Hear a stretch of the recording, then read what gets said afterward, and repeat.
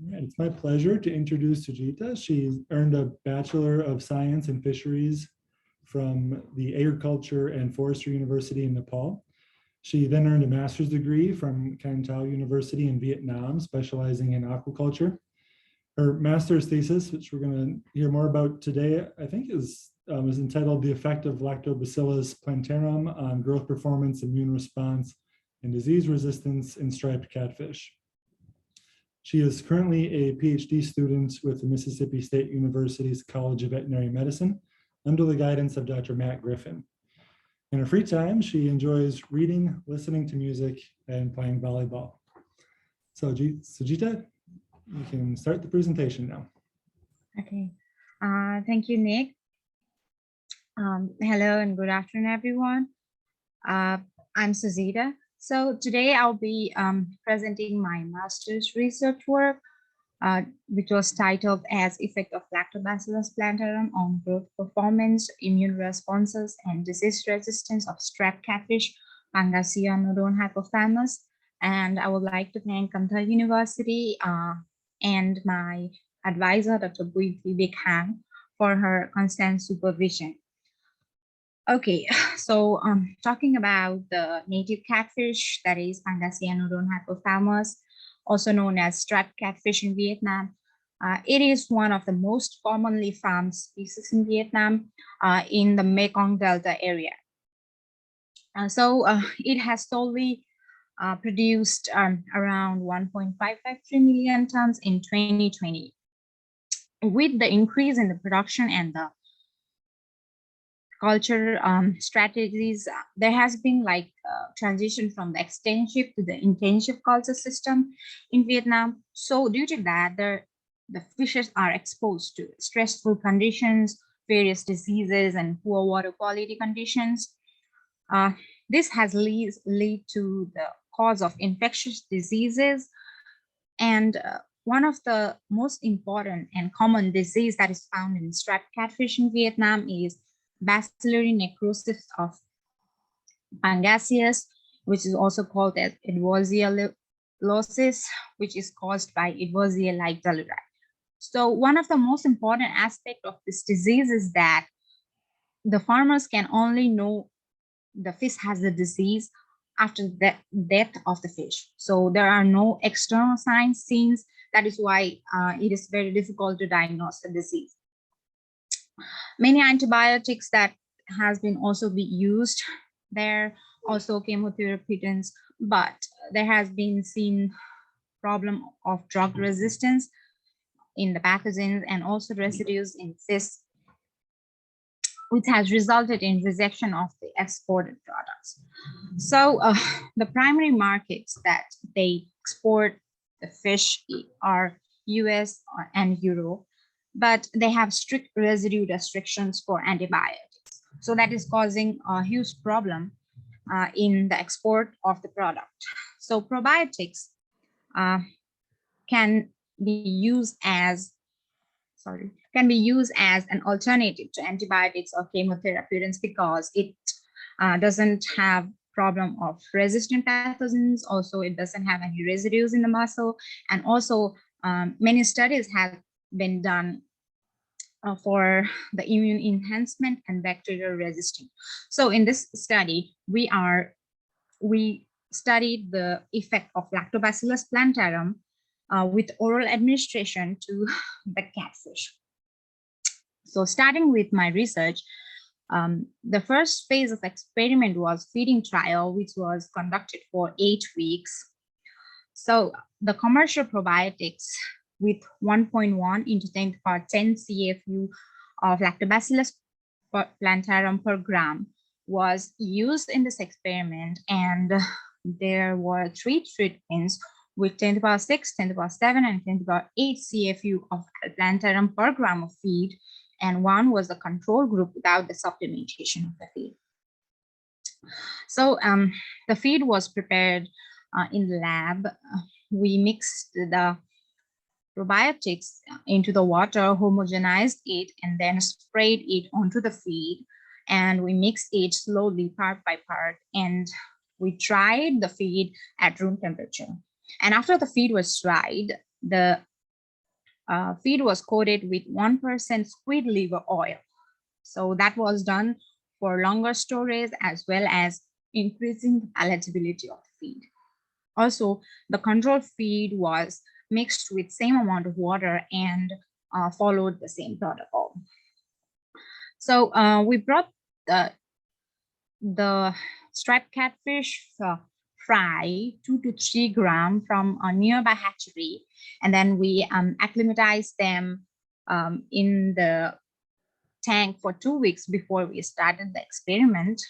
And the experiment was done with 3 replications of each treatment. So the experiment lasted 8 weeks. We weighed the fish at the starting and at the end of the feeding trial for calculation of the growth parameters. And then we took the blood sample from the fish at the end of the 4th week and at the end of the 8th week for certain hematological and immunity parameters. So the trained microliter of the blood was used for the calculation of the red blood cells using NAT and Herrick solution with the help of hemocytometer.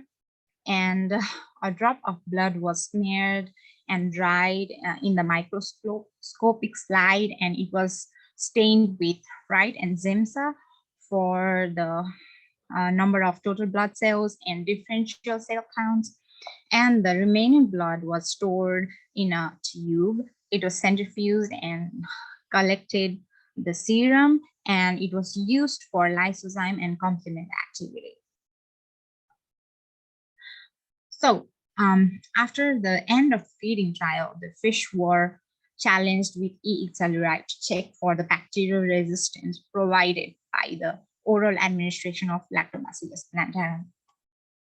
So the bacteria was revived from the collection of Department of Aquatic Animal Pathology, Kantha University.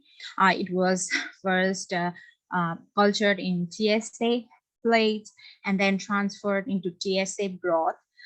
And the broth was diluted to reach the LD50 of E. telluride, that was 1.5 into 10 to the power 5 CFU per ml. So for the arrangement of the treatments,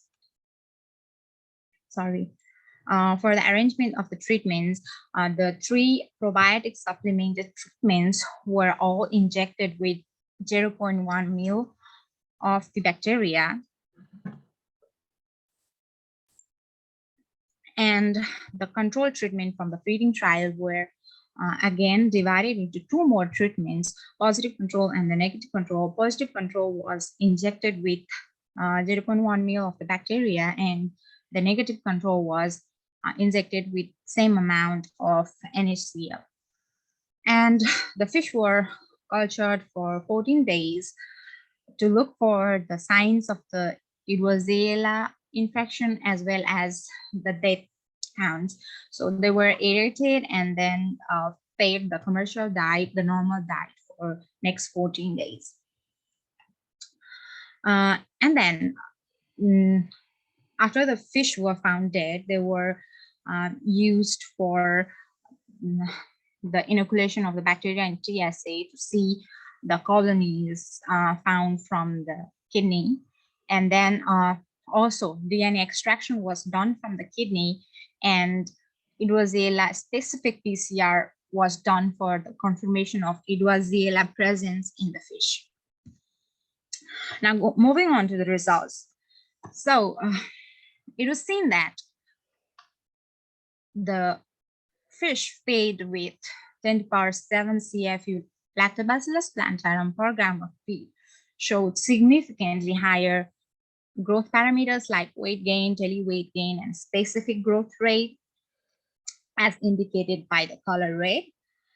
And no higher significant difference was seen in the survival rate, but the highest survival rate was observed in 10 to the power 8 CFU Lactobacillus plantarum per gram of feed.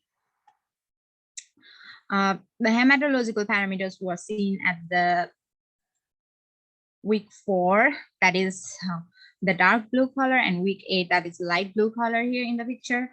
So looking at the red blood cell count, there was no significant difference between the treatments. However, it was seen that 10 to the power 7 CFU per gram gave the highest number of total red blood cells at week 4 as well as week 8.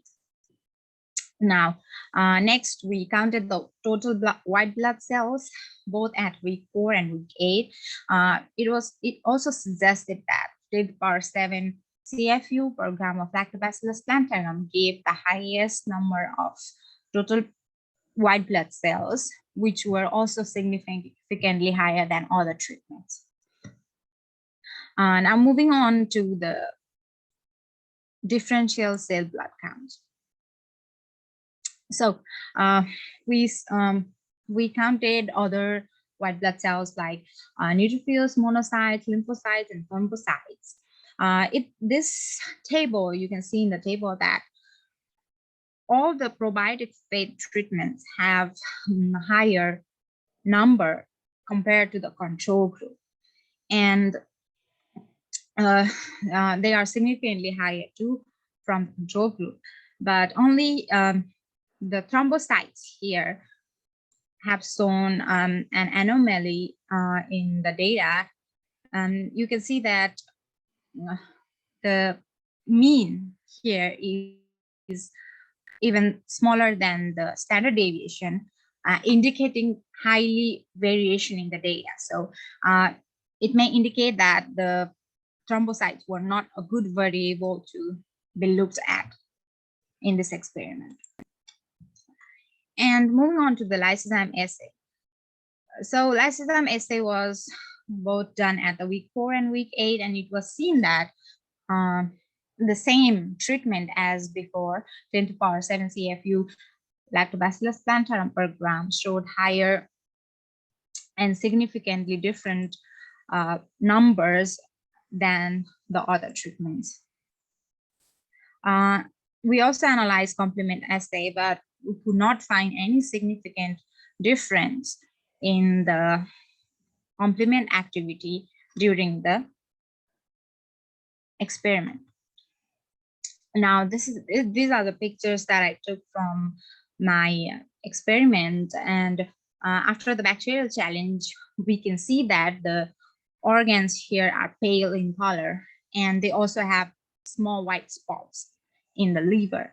So these are the characteristic signs of Ehrlichia infection in Pangasius.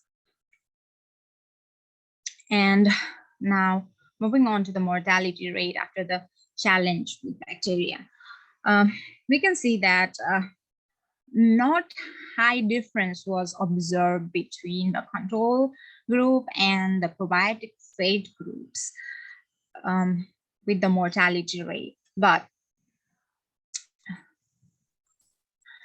looking here, we can see that some amount of difference can be seen between the mortality of control group and probiotic groups.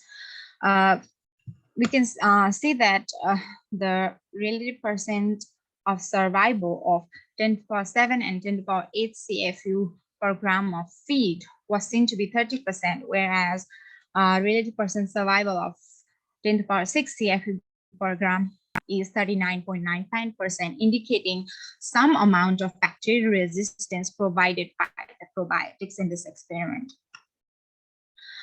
So this figure is the Ehrlichia specific PCR done. We have negative template control, positive Ehrlichia DNA, and 4 treatments in the experiments, indicating that the infection was caused by the Ehrlichia italidae, and the fish death was caused by that too. Now moving on to the conclusion, we could see that Lactobacillus plantarum at 10 to the power 7 CFU per gram of feed can enhance the growth performance of the fish. We also found that it enhances certain hematological parameters such as WBC, neutrophils, monocytes, lymphocytes, and thrombocytes. It enhances the lysozyme activity, and it also reduces the post-challenge mortality in probiotic supplemented group. indicating that higher survival can be seen after the bacterial challenge. So the experiment concluded that Lactobacillus plantarum at the dose of 10 to the power 7 CFU per gram, it can enhance the growth performance as well as enhance the certain hematological parameter counts and lysozyme activity with increased survival after the bacterial challenge. So with this experiment, we can further continue the research with different aspects. For example, we can investigate different fish sizes concurrently, large and also the small fish at the same time, maybe a larvae, phi, and fingerling state. We can also conduct the field trials in the industry scale to analyze the effect of probiotics in a very large scale. We can investigate the efficacy in relation to the time of supplementation. For example, I only did the trial for 8 weeks, but we could have done it, we can do it for 12 weeks or more than 12 weeks to see the efficacy. And we can do the delayed challenge period to measure the persistence of treatment effect, like instead of 14 days, we can do it for 21 days. So I would like to thank all team and Ms. She has been a really great help during my lab. And I would like to thank my advisor, Dr. Gui Thi Big Hang, for her constant supervision. And I would like to thank Department of Aquatic Animal Pathology, College of Aquaculture and Fisheries, Can Tho University, Vietnam. So any suggestions or questions, please? Thank you.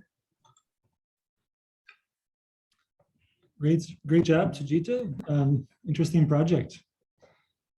Thank you. Folks, if you've got a question, feel free to unmute yourself, or you can put your question into the chat box. You do have a question here in the chat. Compliments first on the great presentation. Then the CFU numbers that you presented at the beginning of the talk, do they represent before or after mixing with the feed? Thank you, Hussein. Sorry, Miss. Okay, so these CFU numbers are actually the CFU numbers that were given to us by the company because we used the commercial probiotics. So it was actually the number of the product, not after mixing to the feed.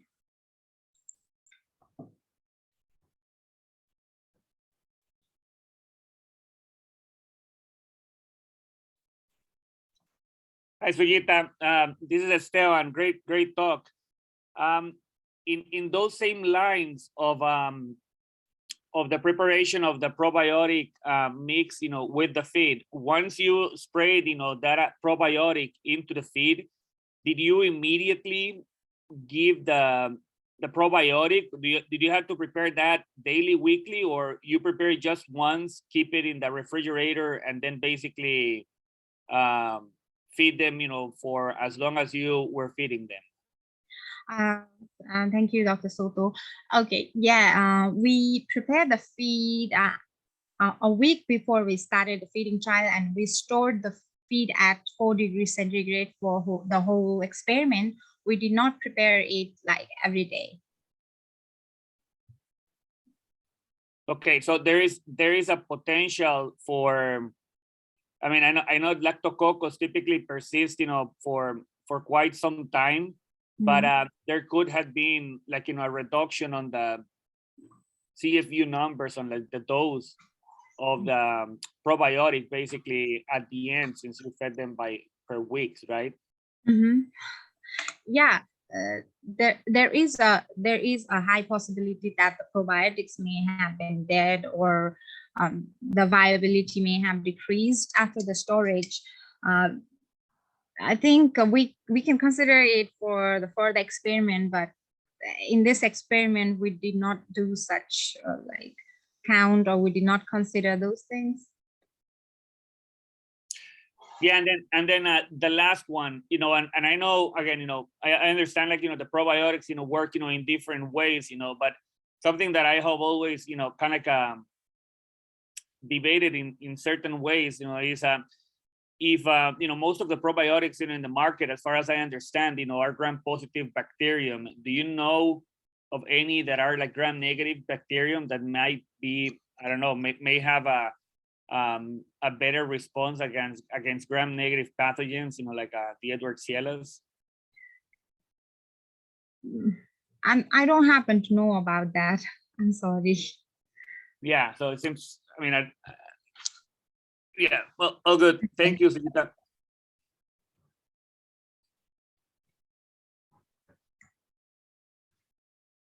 All right, any other questions out there?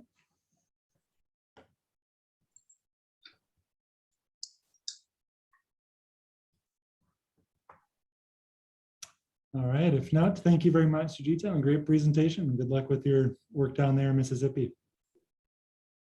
Yes, thank you, Dr. Phelps. All right, let me just